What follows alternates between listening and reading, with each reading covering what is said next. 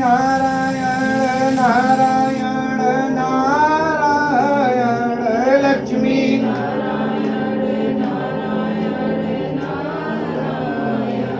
श्रीमन्नारायण नारायण नारायण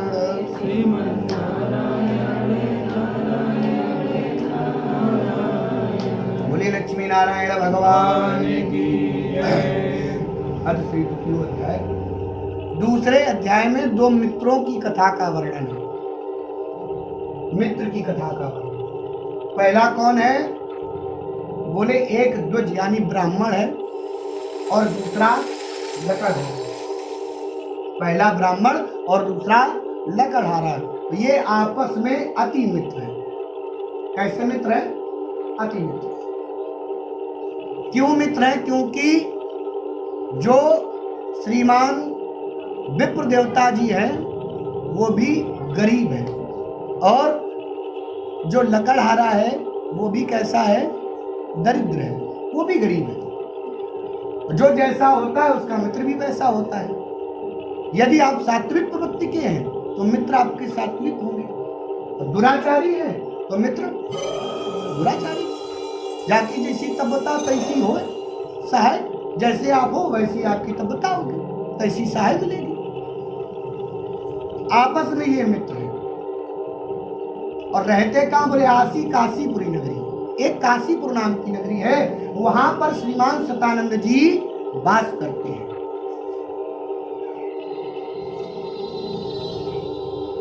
भिक्षा मांगकर अपने उदर का पालन करते हैं। भिक्षा मांगते हैं और भिक्षा में जो भी धन मिलता है उसी से अपने उदर का पालन करते हैं। कई दिन बीत गए, सतानंद जी को भिक्षा नहीं मिली। और जब भिक्षा नहीं मिली तो व्याकुल हो भाई, जब भिक्षा नहीं मिलेगी तो खाएंगे क्या? व्याकुलता तो बढ़ेगी। हम लोग एक दिन भूखे रहो सुबह से शाम तक तो मुंह उतर जाता है। अब कई दिन से भिक्षा नहीं मिली तो व्याकुलता तो आई जाएगी। जैसे ही भगवान ने ब्राह्मण को दुखी देखा, भाई ब्राह्मण दुखी है, सो इनमें ब्राह्मण का रूप बना लिया और ब्राह्मण का रूप बनाकर आदर के साथ में श्री सतानंद जी से पूछने लगे, महाराज आप नित्य प्रति दुखी होकर पृथ्वी पर क्यों घूमते हो? हे श्रेष्ठ ब्राह्मण, यह सब मुझसे कहो। 3-4 बातें उन्होंने जोड़ी। कौन कौन सी? हे श्रेष्ठ ब्राह्मण, और क्या कहा? आदर के साथ में पूछा, क्योंकि यदि आदर करना नहीं जानते हो, सत्कार करना नहीं जानते हो तो आपकी बात को सुनेगा कौन? अभी हम आए और आपको कस के पकड़ काहे ऐसे मुंह बना के काहे के मारे बैठे, तो कुछ भी तकलीफ होगी तो आप हमको बताओगी? कभी नहीं बताओगी। और अगर हमने आदर के साथ पूछ लिया,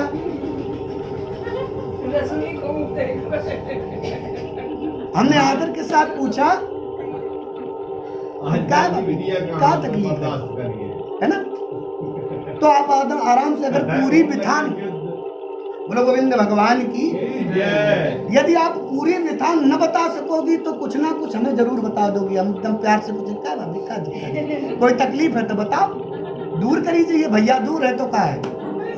बोलो गोविंद भगवान की जय। तुम्हें मन तक पहुंचेंगे।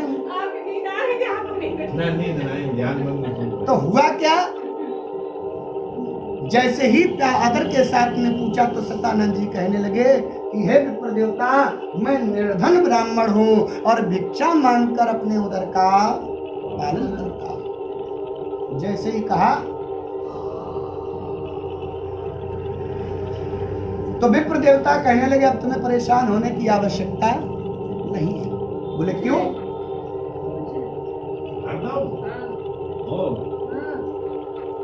जैसे ही कहा तो बोले हम एक उपाय बता सकते हैं। उपाय बताएंगे। बोलो गोविंद भगवान की।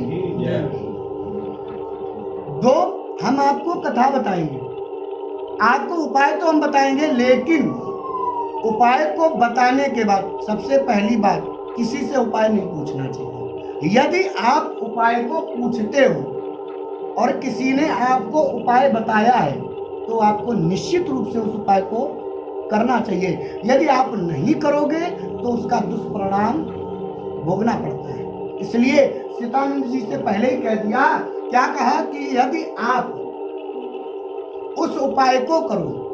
तो सतानंद जी ने कहने लगे, भैया हम तो दरिद्र ब्राह्मण हैं, हमारे पास न धन है न कुछ है, यदि मेरे सामर्थ्य में होगा तो मैं निश्चित रूप से उसको करूंगा। जैसे ही कहा तो सतानंद जी हाथ जोड़कर खड़े हो गए और भगवान से पूछने लगे, आपके कथनानुसार मैं उस चीज को करूंगा जो भी आप बताएंगे। तो कहा कि तुम श्री सत्यनारायण भगवान जी का व्रत व पूजन करो। क्या बोला? व्रत व पूजन। आज की जैसा व्रत नहीं बताया गया है, उपासना करने के लिए बोला। उपवास, उप माने होता है इष्ट और वास माने होता है बैठना, इष्ट के पास में बैठना, उसको बोला जाता है उपवास। व्रत, आज का व्रत और तब का व्रत फर्क होता था। पहले क्या होता था कि व्रत रहा जाता था, सुबह आपने जो भी भोग लगाया वो पान कर लिया, बस हो गया व्रत, और शाम को थोड़ा बहुत पान कर लिया। आजकल क्या होता, पहले तो चाय चाहिए, और चाय के बाद में थोड़ा समय बीता तो बोले आलू उबाल दो, और थोड़ा समय और बीता तो बोले मखाने कलार दो, और फिर थोड़ा समय बीता, जहाँ संध्याकालीन बेला आई तो बोले कुछ नहीं तो कूटू को आटे को वो जरा थोड़ी लपसी सी बनाई जाए तो वही बना दो। बोलो गोविंद भगवान की। तो ये बताओ व्रत किस समय हो गया? व्रत तो हुई नहीं, पेट तो पूरा भरा रहा। भाई 5 लक्षण लिखे हैं विद्यार्थी के। कौन कौन? काक चेष्टा, बको ध्यान, स्वान निंद्रा, तथैव अल्पाहारी, ग्रह त्यागी, विद्यार्थी 5 लक्षण। भाई जब आप कम खाओगे तो निद्रा कम आएगी, और जब निद्रा कम आएगी तो जहां पर आपने मन लगाया है, जिस चीज के लिए उपवास रखा है, जैसे विष्णु भगवान के लिए उपवास रखा है, जब भूखे रहोगे तो वहीं मन रखा रहेगा, और जब मन वहां रखा रहेगा तो स्मरण किसका करोगे? भगवान विष्णु का करोगे। शिव का व्रत करते हो तो स्मरण किसका होगा? शिव, तो वो फल देगा। अब खाए पिए टनाटन घूम रहे हो, इधर घूम रहे कहीं उधर, बोले हम तो व्रत हैं भैया, तो काहे बात का व्रत? उन्होंने कहा कि अच्छी तरह विध पूर्वक तुम श्री सत्यनारायण भगवान का पूजन एवं व्रत करो। विध पूर्वक, ऐसा नहीं कि पता लगा कि आपने कहीं पे धूप लगाई और कहीं पे दीपक रखा। विध और विधान के साथ, क्योंकि भगवान ना तो आपके फल को स्पर्श करेंगे ना आपकी मेवा को स्पर्श करेंगे, वो स्पर्श करते हैं तो आपकी भावना को स्पर्श करते हैं। और भगवान होता कहीं नहीं है। भगवान कहाँ होता है? बोले भावना विद्यते भगवान। कहाँ पर है भगवान का वास? भावना में है।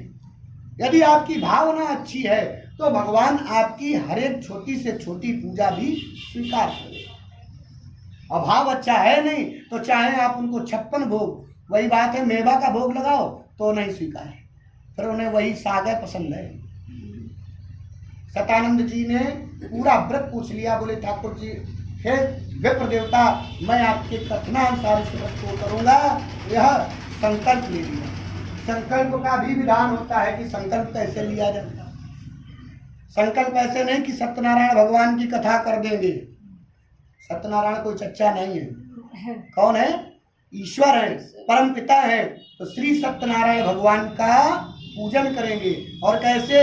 हाथ में जल होना चाहिए, अक्षत होने चाहिए, पुष्प होने चाहिए और कुशा होना चाहिए, तब जाकर आपका संकल्प संपूर्ण होता है। यदि कुशा नहीं है तो स्वर्ण होना चाहिए।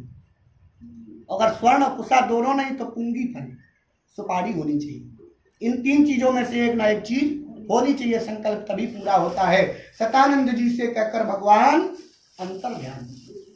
और इन्होंने क्या किया कि संकल्प ले लिया। क्या संकल्प लिया? कि प्रातः काल के समय में जो भी धन प्राप्त होगा उसी से श्री सत्यनारायण भगवान जी का पूजन और व्रत करेंगे। जब ऐसा संकल्प किया तो संध्याकालीन बेला है, संध्याकालीन बेला में भिक्षा नहीं मिलती। विचार किया कि 3 दिन तो हो ही गए, आज का भी दिन चला गया। अब जब भूखे तो निद्रा कहाँ से आ गए? जब भूखे तो निद्रा कहाँ से आए? जब निद्रा नहीं आई तो विचार करते रहे। क्या विचार करते रहे कि अगर हमें कल भी धन नहीं मिला तो हम अपने संकल्प को पूरा कैसे करेंगे। विचार कर रहे और विचार करते रहे। प्रातः काल हुआ और प्रातः काल होने के बाद में क्या हुआ, ये नित्य क्रियाओं में लग गए, ब्रह्म मुहूर्त में उठ गए, क्योंकि जब निद्रा नहीं आई तो सोने का क्या फायदा।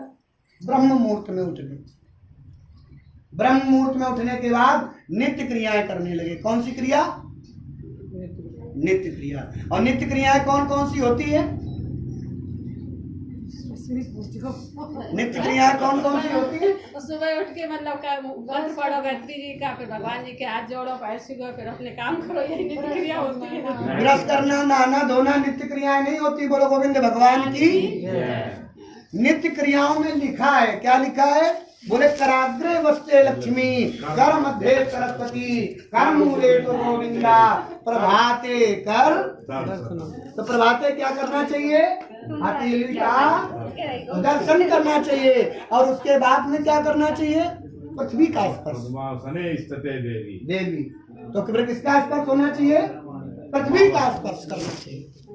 जब ये दो क्रियाएं कर लो तो फिर श्रीमान एक चौपाई भी बड़ी प्यारी लिख देगी। कौन सी चौपाई लिखी? बोलो गोविंद भगवान की।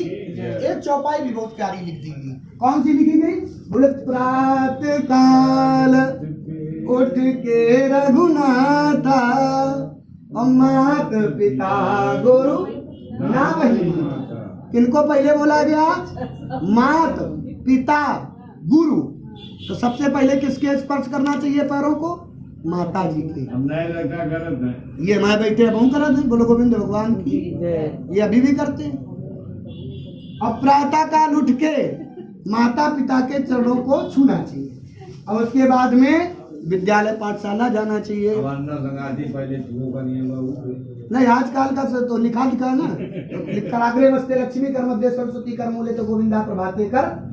लेकिन यहाँ का लिखा है आजकल के लिए, प्रभाते कप दर्शनम। उठे, खटिया बाद में छोड़ी, पहले चाय दे दो, प्रेशर नहीं बन रहा। बोलो गोविंद भगवान की। जब 4-5 चाय अंदर गई तब बोले प्रेशर बन रहा हो। तो ये नित्य क्रियाओं में जुड़ गया है। सतानंद जी ने नित्य क्रियाओं को करने के बाद में अपने ग्रह को त्यागा और त्याग कर भिक्षा के लिए चले। जैसे ही भिक्षा के लिए चले तो लिखा है कि इनको प्रचुर मात्रा में धन मिला। किस मात्रा में?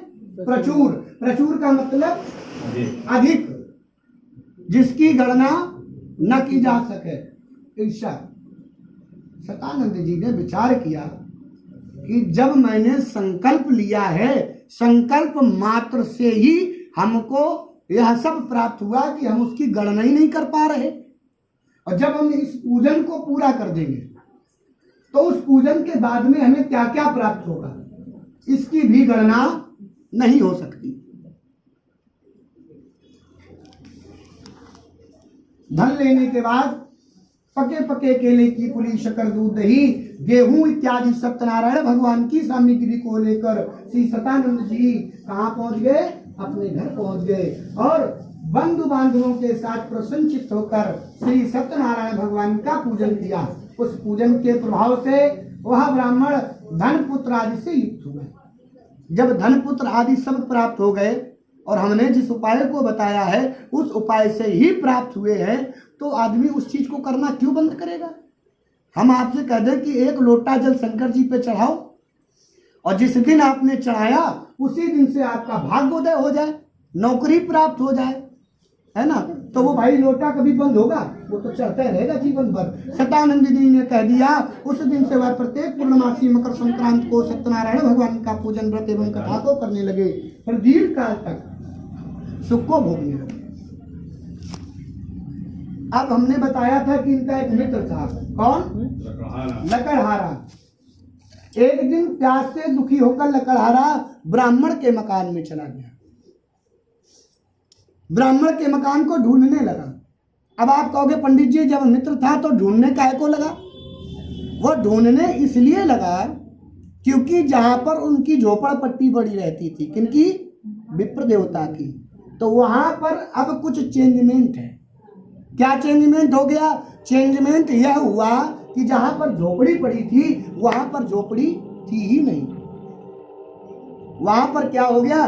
बोले मकान नहीं ग्रह बन के थे। अच्छा सा एक सुंदर सा मकान, इसमें लिखा कंचन महल। और आज की अगर बात की जाए तो आज के हिसाब से वह ऐसा घर बना टाइल्स पत्थर वाला, आज और पहले के। कंचन महल वहां पर बना। लकड़हारा विचार कर रहा है आखिर का, क्यों गरीब है, पता नहीं किसने कहां पर उखाड़ कर उसकी झोपड़ी। भाई अमीर आदमी गरीब को दबाता है हमेशा। और वहां पर जब इतना बड़ा महल बन गया तो इसका मतलब या तो सतानंद जी का स्वर्गवास हो गया है या तो उनको किसी ने हटा दिया। पता किया, पता करने के बाद में पता यह चला कि काशी के अंदर, कहां पर? काशी के अंदर जो भी सबसे सुंदर ग्रह लग रहा है वह किसका है? श्री सतानंद जी महाराज का।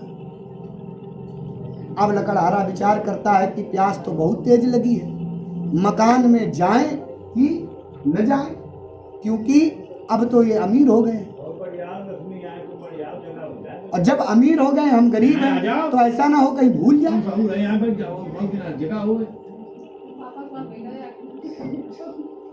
बोलो गोविंद भगवान की जय।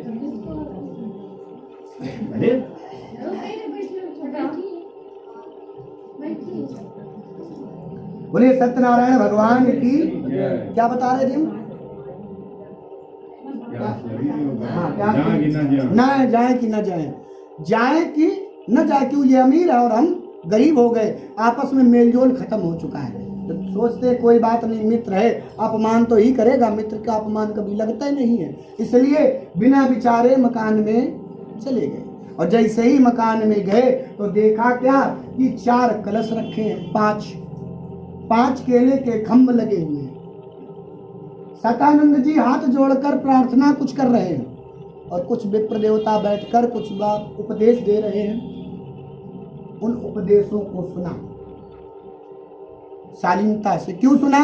क्योंकि यह नया कार्य होते देखा। जब नया कार्य होते कोई व्यक्ति देखता है तो सारे काम यानी भूख प्यास सब मिट जाती है। वह वहीं पर इंडिकेटर वही जगह पर देख अपना ध्यान रखेगा। क्यों?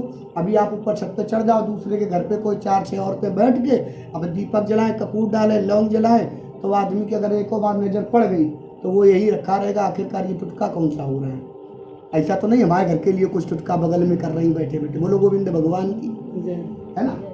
उसी प्रकार से लकड़हारे ने सोचा आखिरकार सतानंद जी कर रहे तो कर क्या रहे, विचार करता है। फिर उपदेशों को सुना। उपदेश जब विराम हो गए उसके बाद में सतानंद जी का हाथ पकड़ लिया लकड़हारे। क्या पूछा कि महाराज आप दरिद्र ब्राह्मण थे, यह सब धन ऐश्वर्य आपके पास धनदान कहां से आ गया और इतनी शीघ्रता से? विचार कर रहे। लकड़हारे ने जैसे ही पूछा तो सतानंद जी कहने लगे यह सब भगवान का किया हुआ। और हम लोग क्या कहते हैं? ये सब नहीं, हम लोग क्या कहते हैं? ये सब जो भी दिख रहा है हमने किया है, हमने किया। हम आ जाता वहाँ पे सब खत्म हो जाता है। जहाँ पर ये रहता है ये सब भगवान ने किया है, वहाँ पर उन्नति होती रहती है। इसलिए सतानंद जी ने कहा यह सब जो भी आप धन ऐश्वर्य देख रहे हो यह सब भगवान का दिया हुआ है, उनकी ही कृपा से मेरे यहाँ धन धान आदि की वृद्धि हुई है। यह सुनकर लकड़हारे ने भी कहा कि सतानंद जी महाराज आपके कथनानुसार भी मैं इस व्रत को करूँगा, मुझे भी इसका विधान बता दीजिए। जैसे ही सतानंद जी ने इस विधान को बताया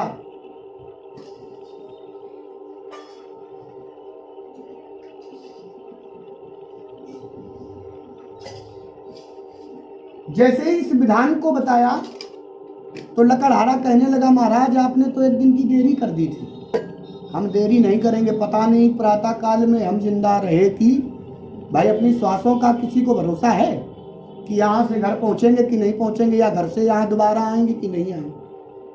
कोई पता नहीं होता कि किस समय किसका बुलावा आ जाए।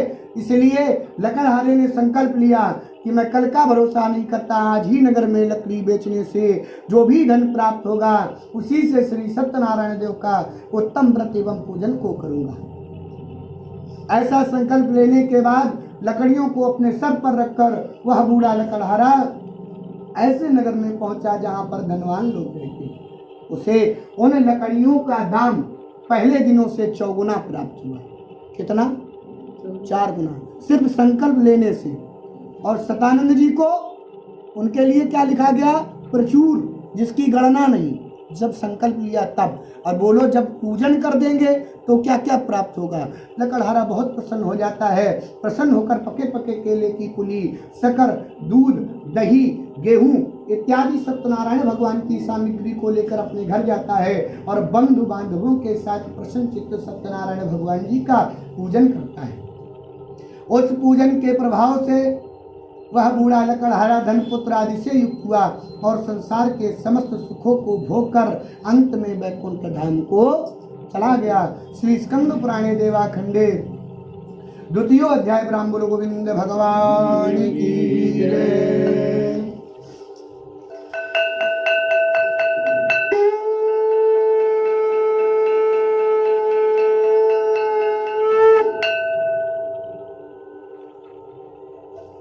श्री राम जय जय राम, श्री राम जय जय राम, श्री राम जय राम जय जय राम, श्री राम जय जय राम, श्री राम जय जय राम, श्री राम जय जय राम, श्री राम जय जय राम, श्री राम जय जय